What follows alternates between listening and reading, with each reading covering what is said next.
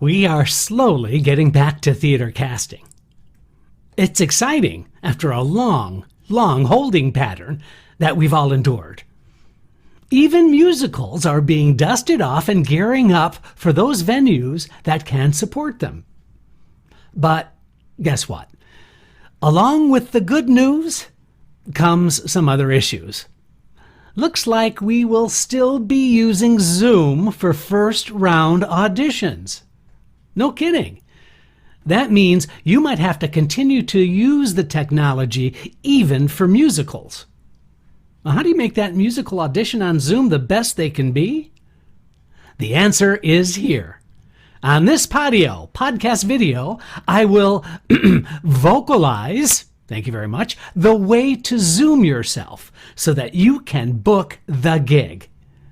Don't miss out on this content-rich, extremely useful and practical episode of Casting Actors Cast. Insights for actors from a casting director.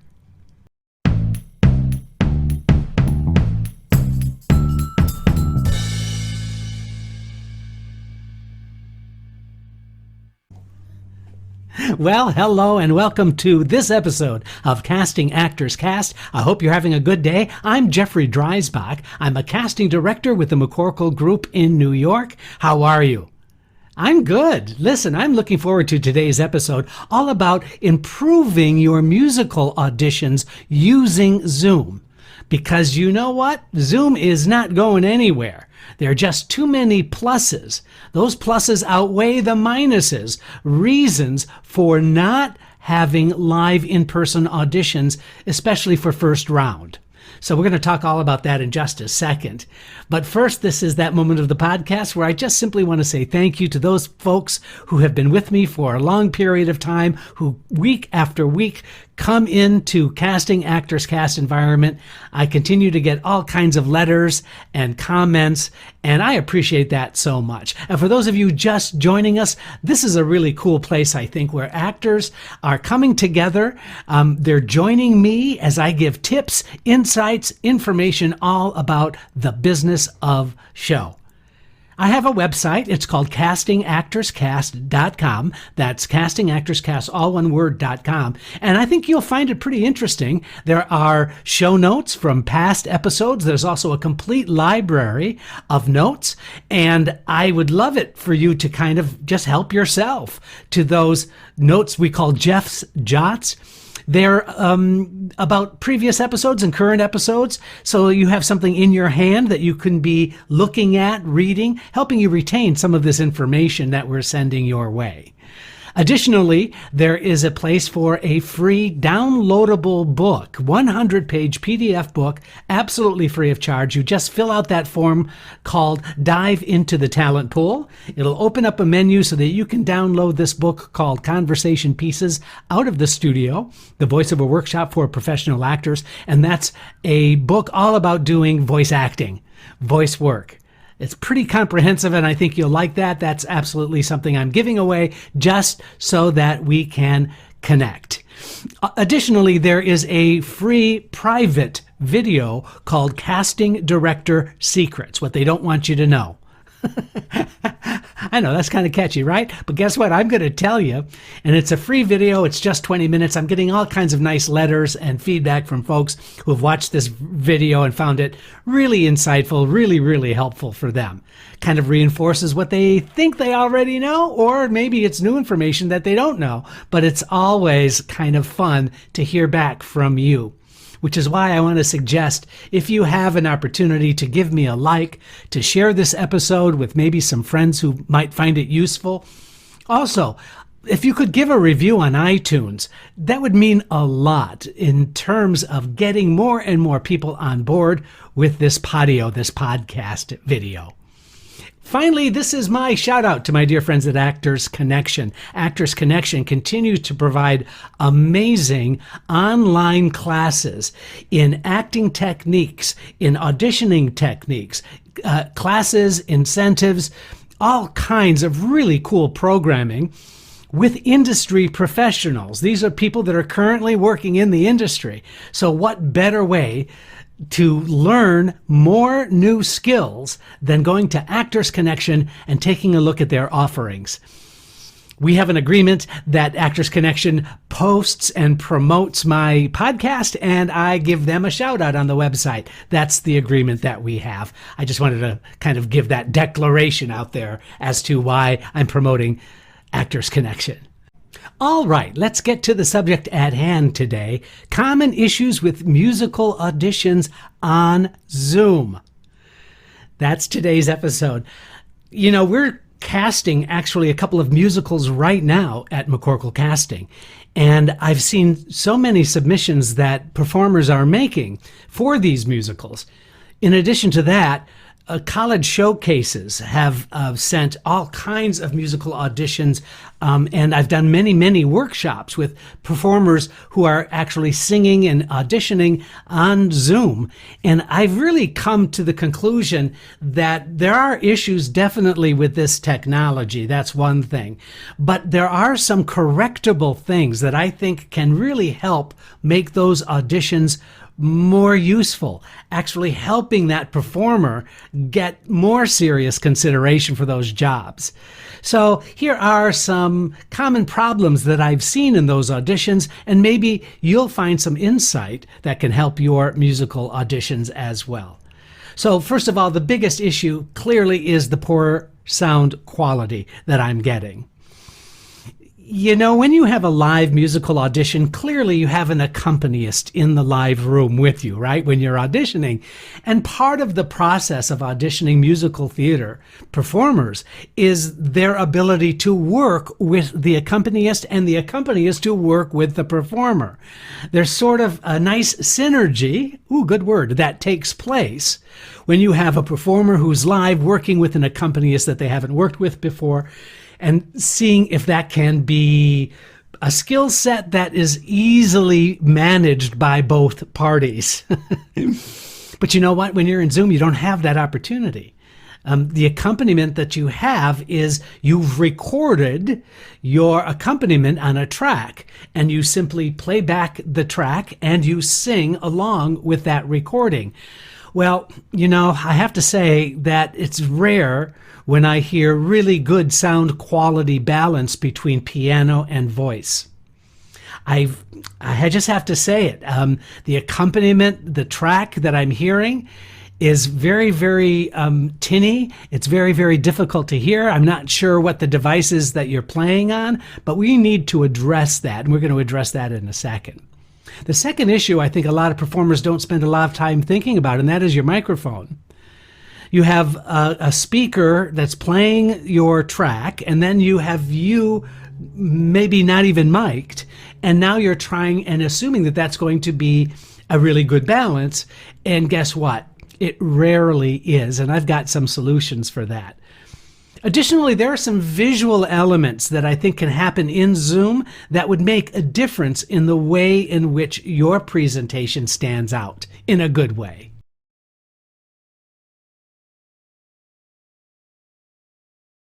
It's also important that you really come to grips with the space to work in. You know, it's one thing to be in your bedroom, but if you're sitting at a laptop and you have a Bluetooth speaker and you're just trying to make that seem like a theatrical musical theater audition, I think you're making a mistake. And so it's important that you incorporate the space that you're working in as well to make it look as professional as possible. And the other element, finally, is being unprepared with the songs and the sides that you have. Now, this is true whether you're doing live auditions or not. I understand that. But there's just something about the actor who comes across as not quite being ready or not quite rehearsed enough in Zoom to show me a comfortable, confident audition. So here are some practical ways to improve your musical auditions on Zoom. Number one, This is important. Get the track and the voice balance right. Make sure if you're using a Bluetooth speaker that you have a really good Bluetooth speaker. Not one of those little tiny boxes, by the way. It might be time to invest in something more substantial, something with really good speakers whose sound quality is exceptional, so that it really sounds as if you have the accompanist in the room with you. I know it might be an expense for you, but you might have a sound bar that's on your television, for example, that you could incorporate. Most of those sound bars have Bluetooth technology, so you might want to think about that. Maybe you have an old stereo system somewhere where you can use or plug in your sound source into those older speakers. Think creatively about the best way to get the best sound. But clearly those small little Bluetooth speakers, they're just not cutting it. Second of all, it's important that you mic yourself properly. I don't believe that just using the microphone on your laptop is the best way to go. I've suggested in previous podcasts when talking about going online with your audition, for example, or doing self-tape, a lavalier microphone is really a great thing. I was just looking for it here, and I realized that this is a podcast, so you're not going to see it. But the lavalier microphone is that little tiny mic that clips on your lapel. The one I would show you has a 20-foot cord. It is not a wireless. It costs $20, and it plugs directly into your device, whether that's your laptop or whether or not that's your cell phone. Now, if you have an iPhone, you need the dongle to put your microphone into that dongle before it can be read as a microphone on certain models of your iPhone. So that's something to make sure you have taken care of if you have an iPhone, for example.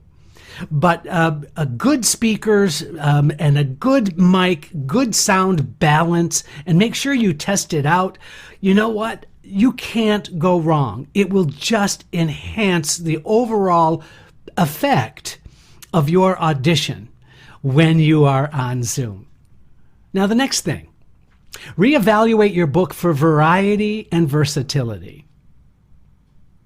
That means it's time to take a look at your material.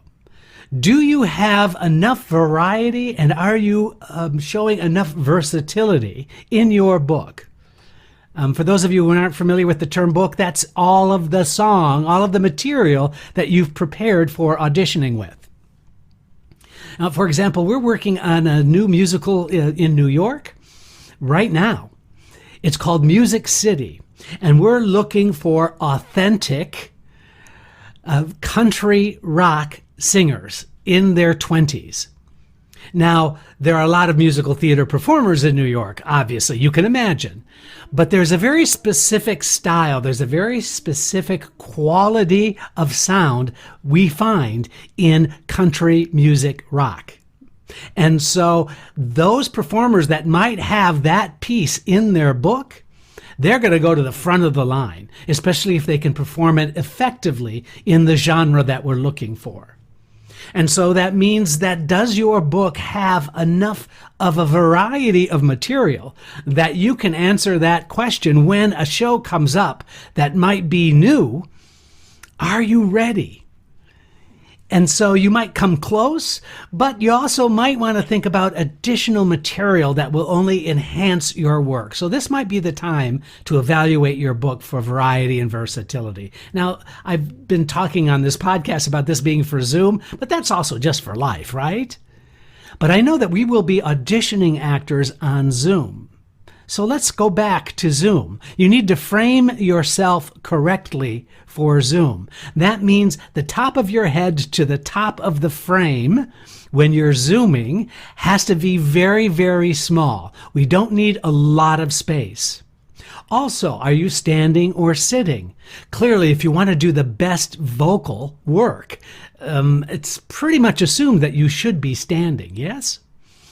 And so do you have the equipment? Are you able to position the camera in such a place that you're slightly, only slightly off center? looking across the lens of the camera, that you've picked the significant other in the room that you're looking at. And I don't mean the Zoom room, I mean in your room.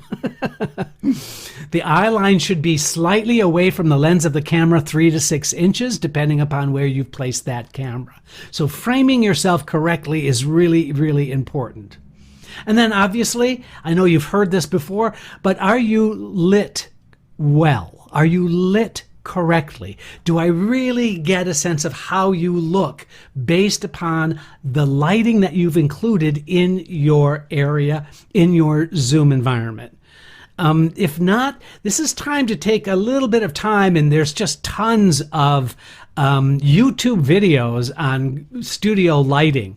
It's not that expensive. I have a couple of videos where I talk about this. There's one video called Bloom in Zoom, and I talk about that. I would really love for you to check that out because I think you're going to find that really, really helpful. The next is figuring out your camera. Now, a lot of actors will use their laptop when they audition for Zoom, and that's fine. A lot of the newer laptops, the cameras are a little bit better, and so this is going to be something, a general thing, but I have, my experience is that laptops' cameras are just not that great. Now, if you have a cell phone, you might want to consider there are some apps out there that will turn your cell phone into a webcam that plugs into your computer and can be seen on Zoom. The quality of your cell phone camera is by far superior than what your laptop is. So you might want to consider figuring out how you can literally plug in with a cord. You plug that into your cell phone, and then that plugs into the USB-C port on your laptop. It's not hard to figure out. There's a bunch of research that's already been done for you, and all you need to do is Google cell phone as webcam, and you're going to find all kinds of information about that. It is really worth your time. Now, the next element that I'm suggesting you consider is just make sure you have the best recording of your vocal track. It cannot be tinny, and sound quality can be really lacking, and that you've got this wonderful voice and now you have this not so great accompaniment.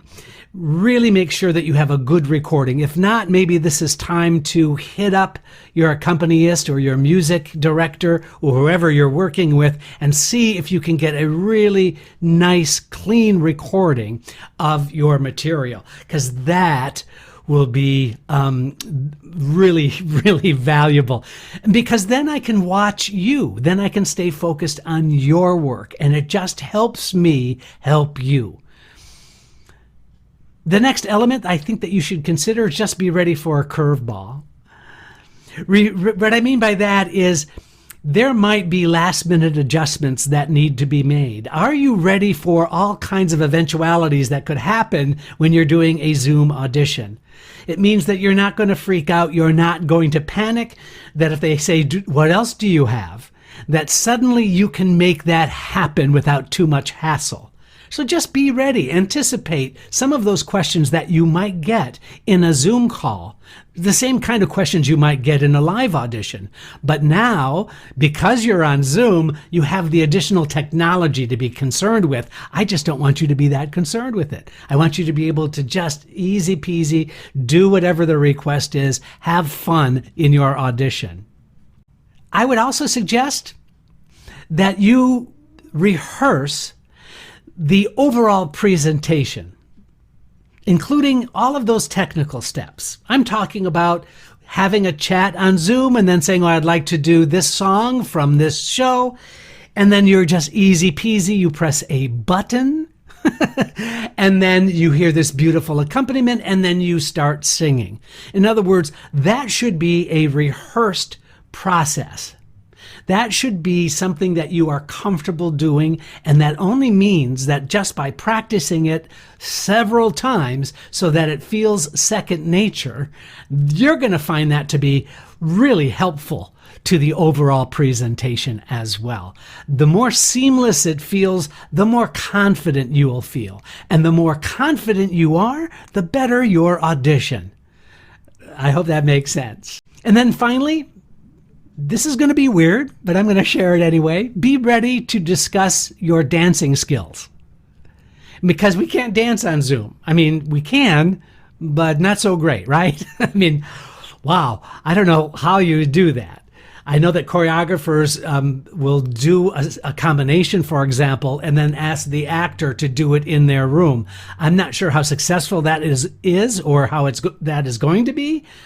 Frankly, I haven't seen a really excellent way in which choreography can be discerned. But that does mean that if you're able to discuss your dancing skills honestly, you're going to be in a really great shape. Because when you are positioned to be able to discuss that information, what's your skill level? How strong are you at jazz, ballet, tap, show dance, whatever it is, be able to talk about your skill set in an honest way should that come up during your musical audition.